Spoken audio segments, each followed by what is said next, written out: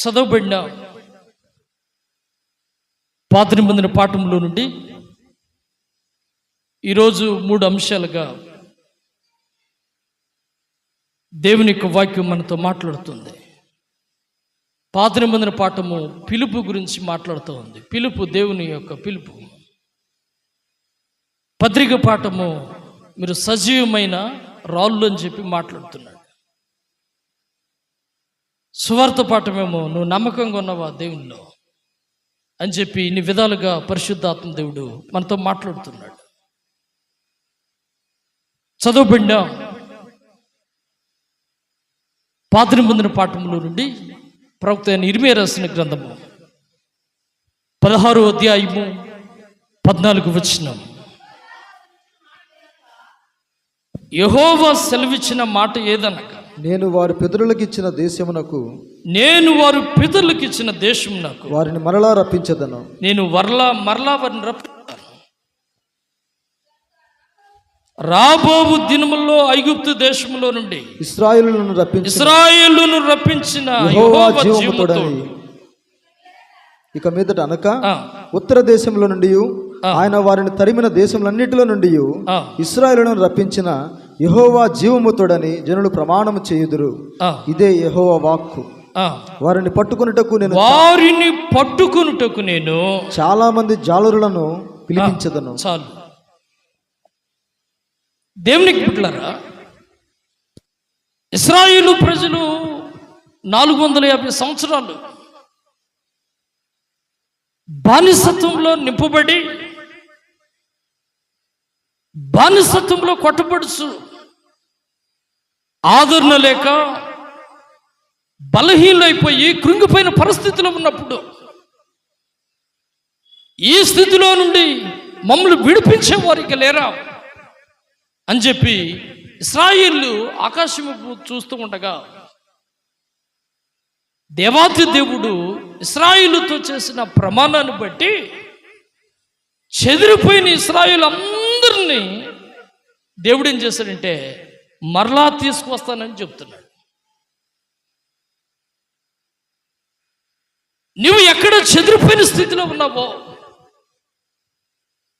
ఎక్కడ నువ్వు తృణీకరించబడిన అనుభవంలో ఉన్నావో, ఆ స్థితిలో దేవుడు నిన్నేం చేస్తానని చెప్తున్నాడంటే మరలా నా సన్నిధికి తీసుకొస్తానంటున్నాడు. దేవుని సన్నిధిలో నుండి ఎక్కడ నువ్వు దూరమైపోయిన పరిస్థితిలో ఉన్నావో, మరలా ఆయన తన సన్నిధికి నిన్ను నడిపిస్తానని చెప్పి మాట్లాడుతున్నాడు. సన్నిధికి తీసుకువస్తానని చెప్పిన దేవుడు ఎవరి ద్వారా తీసుకొస్తానని చెప్తున్నాడంటే జాలరుల ద్వారా దేవుడు తీసుకొస్తాడంట. ఎవరి ద్వారా? జాలరులు. ఎవరు ఈ జాలరులు? ఎక్కడున్నారు అసలు వీళ్ళు? అసలు వీరికి దైవికానికి సంబంధం ఏంటి అని అంటే, పరిశుద్ధుడైన మత్తయి రాసిన సువార్త 4వ అధ్యాయము 18వ వచనం. యేసు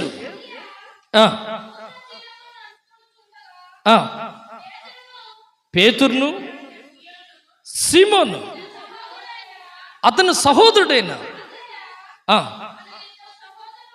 ఆంద్రేయ అనబడిన 2 సహోదరులను చూసి సముద్రంలో వలవేటు చూసి. ఎవరంటే వీళ్ళు జాలర్లు. అసలు పాత నిబంధనకి ఈ క్రొత్త నిబంధనకి సంబంధం ఏంటంటే, పాత నిబంధనలో పలికిన మాట క్రొత్త నిబంధనలో నెరవేర్పు జరుగుతూ ఉంటుంది. ఇదే గొప్ప అనుభవం. అందుకనే బైబిల్లో రాస్తూ ఉంటాడు, ఆకాశము భూమి 2 ఒకవేళ తలకిందైపోతాయేమో కానీ దేవుడు చెప్పిన మాట సున్నైనా పొల్లైనా తప్పిపోదు. చెదిరిపోయిన ఇశ్రాయేలును వారిని విడిపించడానికి, రక్షించడానికి దేవుడు జాలరులను ఏర్పాటు చేసుకున్నాడు. సీమోను, ఆంద్రియ వీరిద్దరు అన్నదమ్ములు సముద్రంలో వలలు వేసి వీరి వలలు బాగు చేసుకుంటూ ఉన్నారు. దేవాతి దేవుడు ఆ సముద్ర మార్గాన్ని నడుచుకుంటూ వెళ్ళి వారిని ఏం చేస్తున్నాడంటే, సీమోను, ఆంద్రేయ ఇదిగో నేను మిమ్మలను మనుషులు పట్టు జాలర్లుగా చేస్తాను. నేను మిమ్మల్ని మనుషులు పట్టు జాలర్లుగా చేస్తాను, కాబట్టి మీరు నన్ను వెంబడించండి, మీరు నాతో పాటు రండి అని యేసు ప్రభు వారు చెప్పగానే, ప్రభు మాకు కుదరదులే నాయన, మేము చేపలు పట్టుకునే వాళ్ళం, మాకు వీలు పడదని చెప్పలే వాళ్ళు.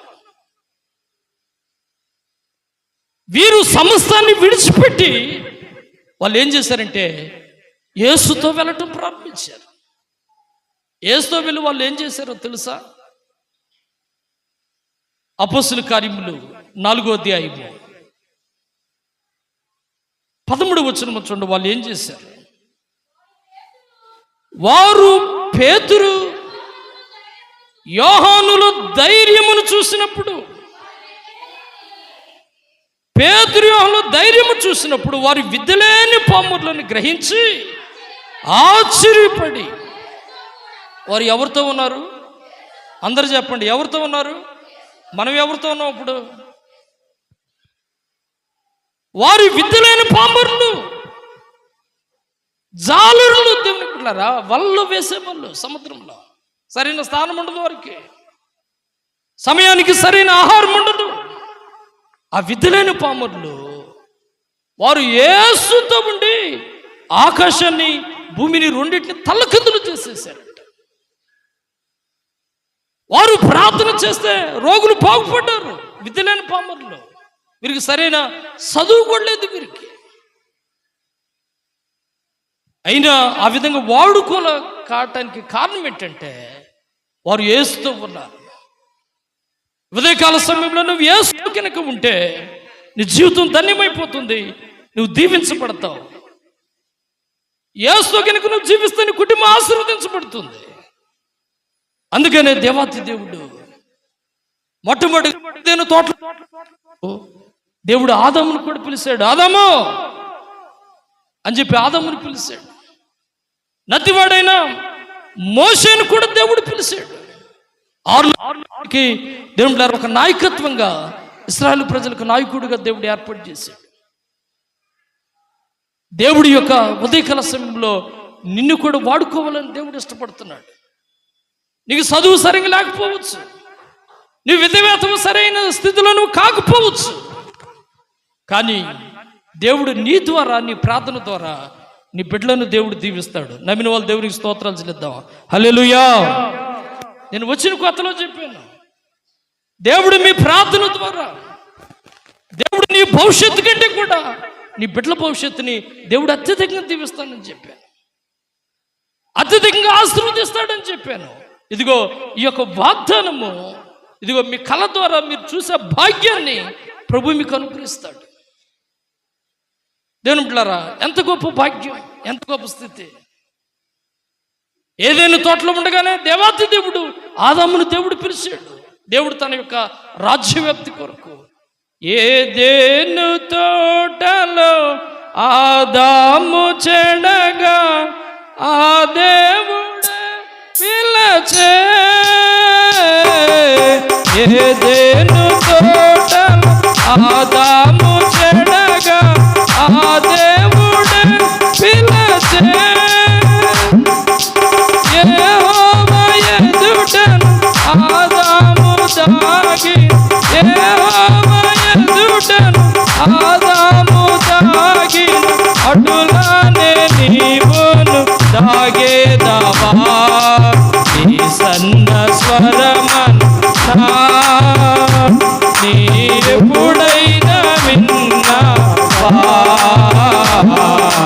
నీ సన్న స్వరమన్నా నీ ఎప్పుడైనా విన్నావా.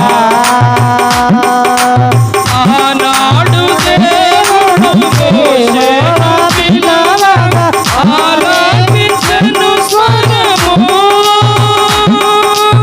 ఆనాడు దేవుడు మోషేను పిలవగా ఆలపించెను స్వరము, ఈనాడు నీవు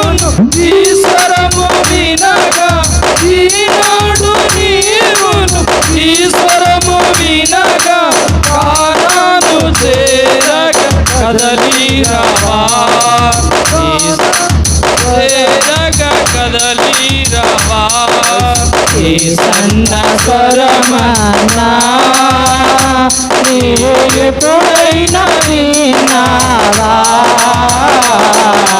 యేసన్న పరమనా.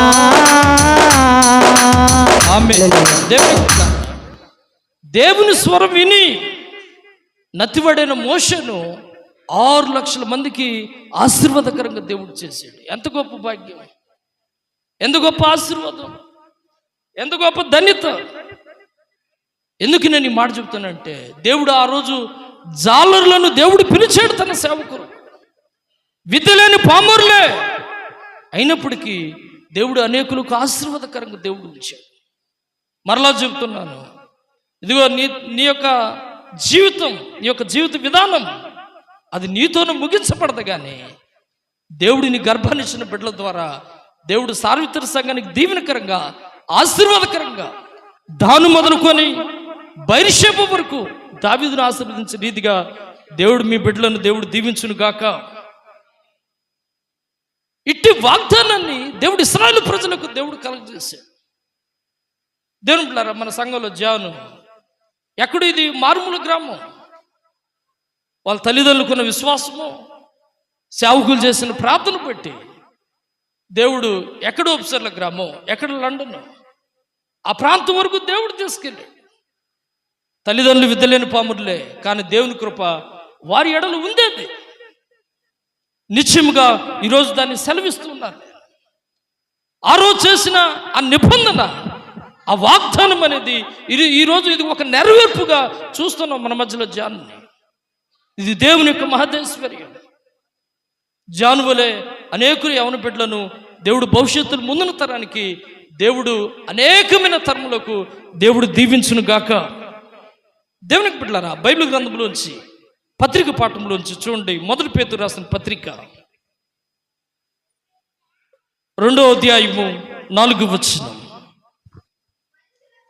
మనుషుల చేత విసర్జించబడిన దేవుని యొక్క దృష్టికి ఏర్పరచబడినది అమూల్యమైన సజీవమైన రాయియగు ప్రభునొద్దకు వచ్చిన వారై యేసుక్రీస్తు ద్వారా దేవునికి అనుకూలమగు ఆత్మ సంబంధమైన బలు అర్పించుటకు పరిశుద్ధ యాజకులుగా ఉండినట్లు మీరు సజీవమైన రాళ్ళు. చాలు. మనందరం ఎవరు? అందరూ చెప్పండి, ఎవరు మనందరం? ఒట్టి రాళ్ళమా, సజీవమైన రాళ్ళు? సజీవమైన రాళ్ళు కదల్చబడాలి. నీ విశ్వాస జీవితం కదల్చబడాలి. ఎందుకంటే ఇక్కడ చెప్తున్నాడు నిషేధించబడిన రాయి. ఇక్కడ మన వాళ్ళు చాలా మంది బేల్దారి మేస్తున్నారు. ఒక పనికి మాలిన రాయిని ఆ బేల్దారి మేస్తుడు సుతితో దాన్ని చాలా నీటుగా దాన్ని మలచి ఒక మూల రాయిగా వేస్తూ ఉంటాడు, పునాది రాయిగా. ఆ రాయి మీద ఇదంతా కూడా కట్టబడతా ఉంటుంది. హల్లెలూయా. నీ విశ్వాస జీవితం కూడా, నేను ఎన్నిక లేని వాడిను, నా చేత కాదు, నేను ఏ పార్టీ వాడిని అని చెప్పి నువ్వు అనుకుని ఉండొచ్చు, కానీ దేవుడు ఇదిగో నీ మీదనే ఆయన కడుతూ ఉంటాడు. ఇంత మందిరం కూడా ఒక రాతి మీదనే కట్టబడింది, ఒక పునాది రాయి మీద. ఒక పునాది రాయి వేయబడింది. ఈ రాయిని పట్టే దేవుడు దీన్ని ఇంత శాఖోపశాఖలుగా దేవుడు దీన్ని ఆశీర్వదించుకుంటూ వచ్చాడు. అక్కడ చెబుతున్నాడు నిషేధించబడిన రాయి. మూలకు అది ఏమైపోయింది? తలరాయి. నీ విశ్వాస జీవితంలో అనుకుని ఉండొచ్చు, నేను ఏ పార్టీ పాడనండి, కానీ దేవుడు నీతోనే చెప్తున్నాడు, నువ్వు తృణీకరించబడలేదు. దేవుడు నిన్ను మూలరాయిగా దేవుడు వాడుకొని పోతున్నాడు.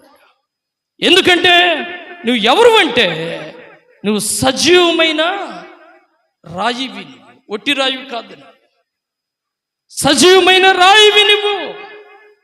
రాయి లేదా బండ అనగా క్రీస్తే. చాలా మందికి తెలియదు, బండ క్రీస్తే.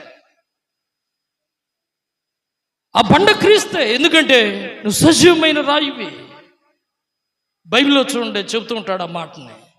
నిర్గమకాండము 17వ అధ్యాయం 5వ వచనం. ఏందయ్య గారు బండ క్రీస్తు అని చెప్తున్నారు మీరు? అందుకు యెహోవా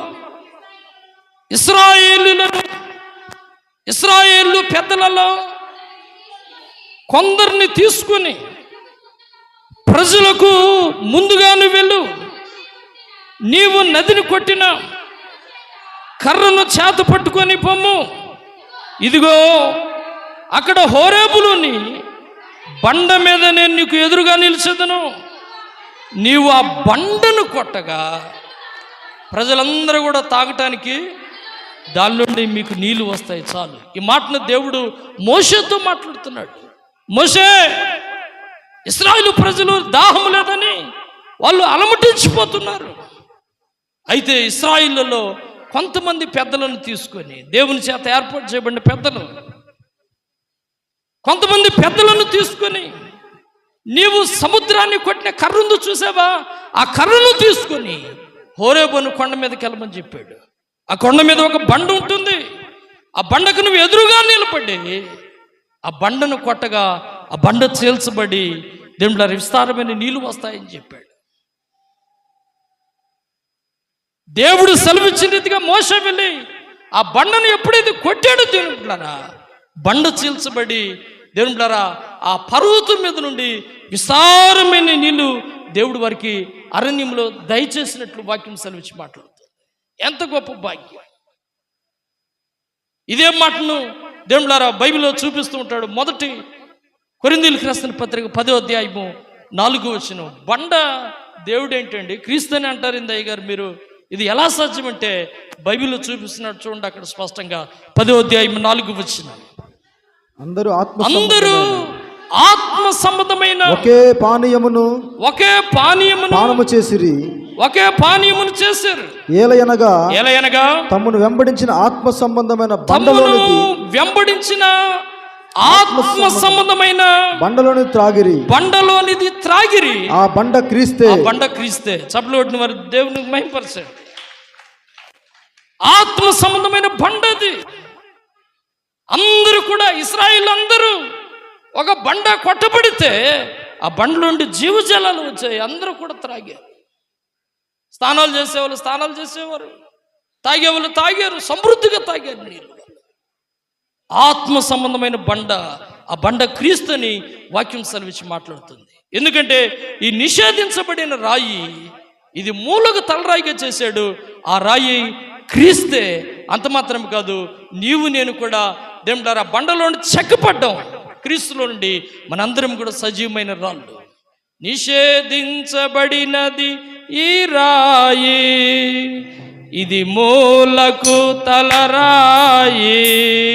నిషేధించబడినది ఈ రాయి, ఇది మూలకు తలరాయి. 6 లక్షల మంది నీరు లేక నోరు తెరచి అలమటించగా విన్నారాయి. 6 లక్షల మంది నీరు లేక నోరు తెరచి అలమటించగా విన్నారాయి. కొట్టబడి చీల్చబడి జీవజలమునిచ్చిన ఈ యొక్క రాయి, నిషేధించబడినది రాయి, ఇది మూలకు తలరాయి. నిషేధించబడిన రాయి, ఇది మూలకు తలరాయి. ఆమేన్. దేవునికి బిడ్డలారా, ఇక్కడ బైబిల్ గ్రంథంలో 6వ వచనం చెబుతున్నాడు, ఇదిగో నేను ముఖ్యమును ఏర్పరచబడిన అమూల్యమునకు మూలరాతిని సియోనులో స్థాపించుచున్నాను. ఎక్కడంట? ఎక్కడ స్థాపిస్తున్నాడు? సియోనులో స్థాపిస్తున్నాడు. ఆ సియోనే పరలోక రాజ్యము, ఆ కానాను దేశమే పరలోక రాజ్యము. ఆ పరలోక రాజ్యానికి దేవుడు మనందరిని కూడా ఈ సిద్ధపాటు, దేవుడారా మీకు ఎన్ని పనులున్నా కానీ ఎన్ని మానుకొని ప్రభు సన్నిధులు ఎందుకున్నారంటే ఆ పరలోక రాజ్యం చేర్చబట్టడానికి, ఆ కానాను పురము చూడటానికి. అందుకని అక్కడ అంటున్నాడు, మీరు సియోనులో స్థాపించుచున్న ఆయన యందు విశ్వాసం ఉంచువాడు ఏ మాత్రము కూడా సిగ్గుపడడు. దేవుడు నిన్ను నన్ను ఎక్కడ ఏర్పాటు చేశాడంటే సియోనులో స్థాపించాడు. మనల్ని ఎన్నడూ కూడా సిగ్గుపడే రీతిగా ఆయనను మనం ఏర్పాటు చేయడు. 9వ వచనం చెప్తున్నాడు, చీకట్లో నుండి దేవుడు ఆశ్చర్యకరమైన వెలుగులోనికి దేవుడు మనల్ని పిలిచాడు. ఎందుకోసం పిలిచాడంటే ఆయన గుణాతిశయములు మనకు ప్రచురింపజేయటానికి. చాలామంది చెబుతుంటారు, ఇదిగో వీడికి అచ్చం వాళ్ళ నాన్న పోలికే, వాళ్ళ అమ్మ పోలికే, వాళ్ళ నాన్న బుద్ధులు వచ్చాయి, వాళ్ళ అమ్మ బుద్ధులు వచ్చాయని చెప్పింది. ఇదిగా దేవుని యొక్క గుణ లక్షణాలు మనలో ప్రతి ఒక్కరు కూడా కలగాలి. అక్కడ అదే చెబుతున్నాడు, చీకట్లో నుండి వెలుగులోనికి దేవుడు ఎందుకు పిలిచాడంటే ఆయన గుణాతిశయములను మనలను ప్రసరింపజేయడానికి, దేవుని యొక్క నిత్య జీవాన్ని ప్రతి ఒక్కరు కూడా పొందుకోవాలని.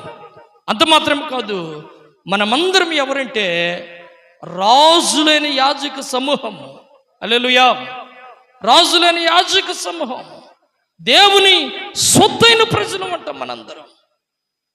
ఇటువంటి గొప్ప భాగ్యాన్ని దేవునికి బిడ్డలారా మనకు ప్రసాదిస్తున్న గొప్ప దేవునికి ఏమిచ్చినా కూడా ఆయన రుణాన్ని మనం తీర్చుకోలేము. దేవునికి బిడ్డలారా, మనం రాజులైన యాజక సమూహముగా దేవుడు చీకటిలో నుండి వెలుగులోనికి మనల్ని పిలిచి అనేకులకు ఆశీర్వాదకరంగా ఉండటానికి దేవుడు నిన్ను నన్ను ఏర్పాటు చేశాడు. కాబట్టి ఎందుకు ఏర్పాటు చేశాడంటే సియోనులో నువ్వు స్థిరంగా జీవించాలని ప్రభు నేను కోరుకుంటున్నాడు. బైబిల్ గ్రంథంలోంచి దేవులారా సువార్త పాఠంలోంచి ఏర్పాటు చేయబడిన పరిశుద్ధుడైన మత్తయి రాసిన సువార్త చూడండి, 16వ అధ్యాయము 13వ వచనం. యేసు పిలుపుదైన కైసరు ప్రాంతంలోకి వచ్చినప్పుడు మనిషి కుమారుడు ఎవరైనా జనులు చెప్పుకుంటున్నారని అడిగాడు. వారు కొందరు యోహానని, కొందరు ఏలియా అని, కొందరు ప్రవక్తలు చెప్పుకొనిరి. ఇర్మియా అని లేక ప్రవక్తలలో ఒకడని చెప్పుకొని చాలు. యేసు ప్రభువారు తన చుట్టూ ఉన్న 12 మంది శిష్యులను తన యొద్దకు పిలిచాడు ఒకరోజు. బాయ్, ప్రజలు నా గురించి ఏమని మాట్లాడుతున్నారు?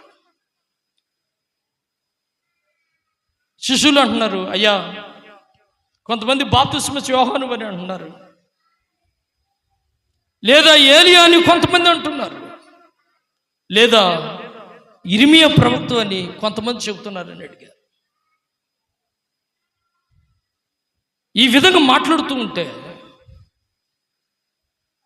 యేసు ప్రభు వారికి ఇష్టమైన శిష్యుడు ఒక ఆయన ఉన్నాడు. ఎవరైనా?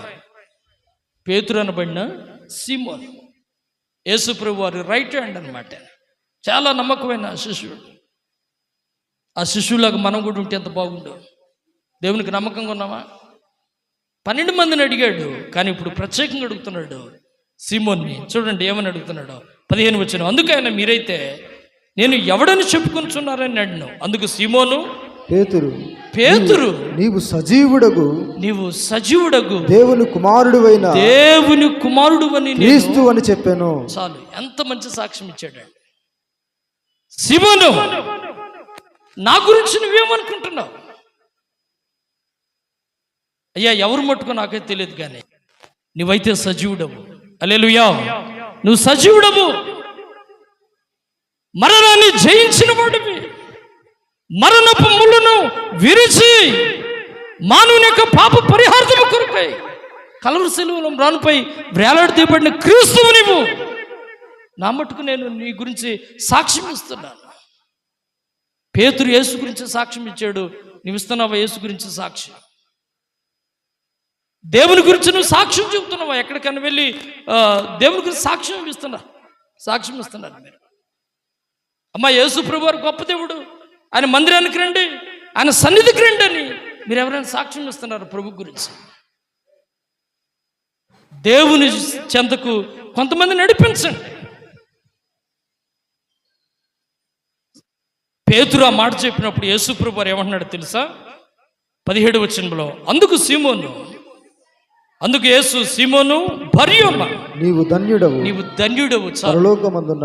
ఎంత గొప్ప భాగ్యం అండి.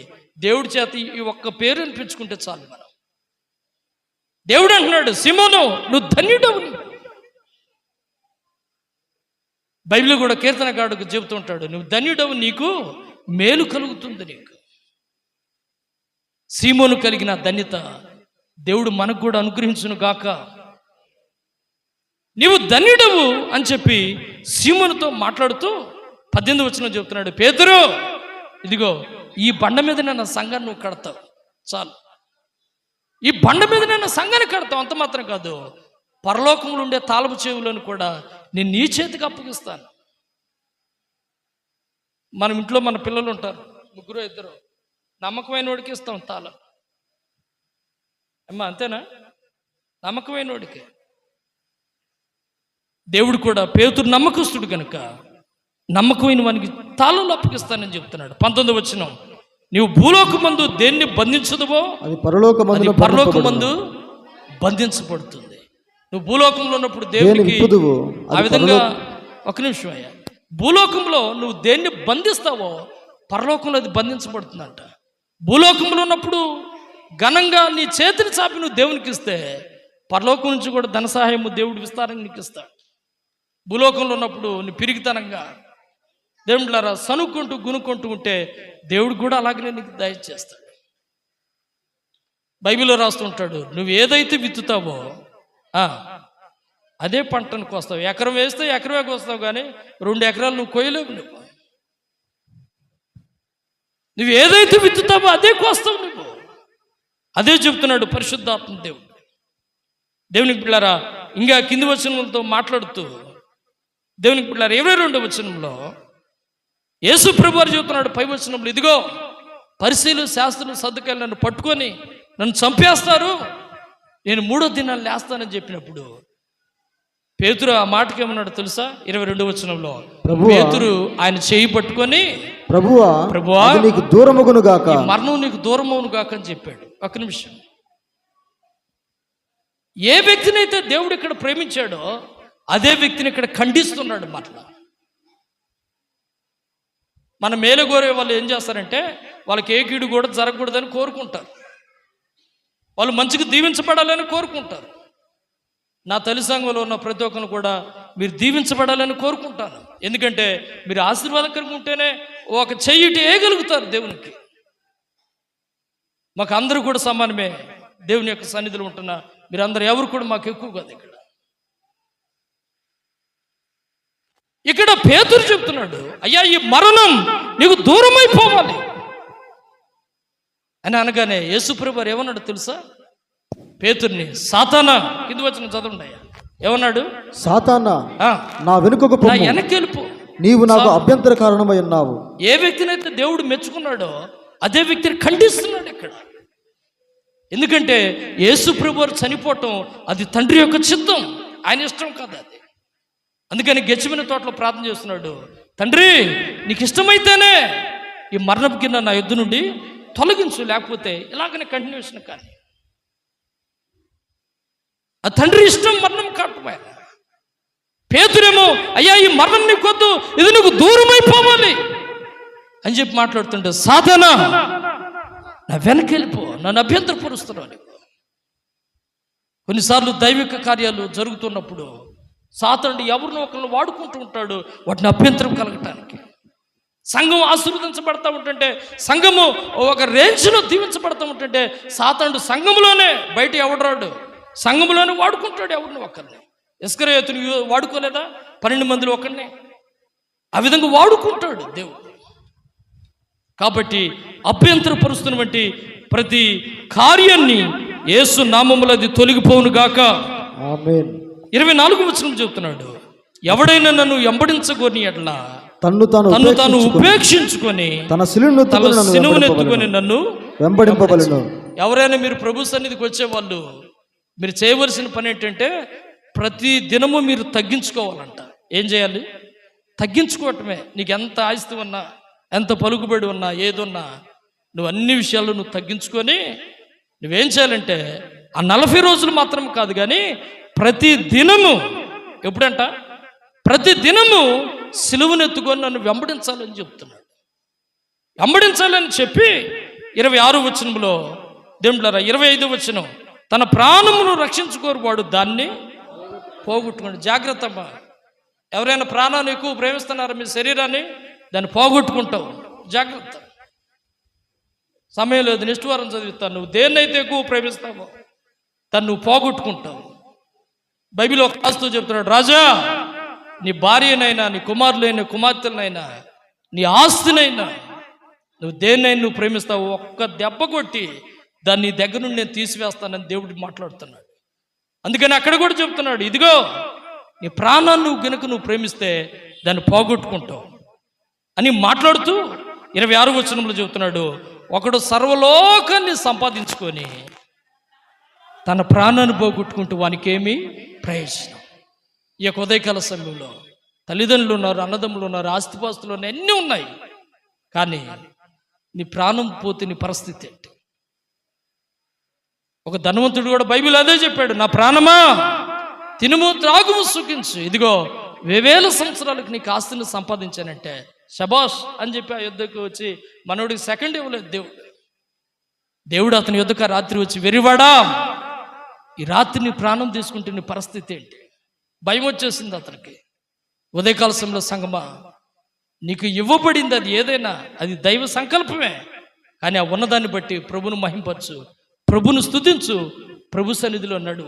అప్పుడు నీకు కుటుంబానికి నీకు దీవెన కలుగుతుంది. కాబట్టి దేవుని బిడ్డలారా, మొట్టమొదట్లో చెప్పిన రీతిగా దేవుని బిడ్డలారా, చెదిరిపోయిన సాయిలను సమకూర్చబట్టడానికి జాలరులను ఏ విధంగా వాడుకున్నాడో దేవుడు నిన్ను నన్ను కూడా ఆ విధంగా వాడుకొని సార్వత్రిక సంఘానికి దీవెనకరంగా ఆశీర్వాదకరంగా దేవుడు మన అందరినీ కూడా తన రాజ్యవ్యాప్తి కొరకు ఈ నెలంతా కూడా దేవుడు వాడుకున్న గాక. ఆమేన్. సమస్త జ్ఞానానికి మించిన దేవుని సమాధానము యేసుక్రీస్తు వలన మీ హృదయములకు మీ తలంపులకు కావలి ఉండును గాక. ఆమేన్, ఆమేన్, ఆమేన్. దేవా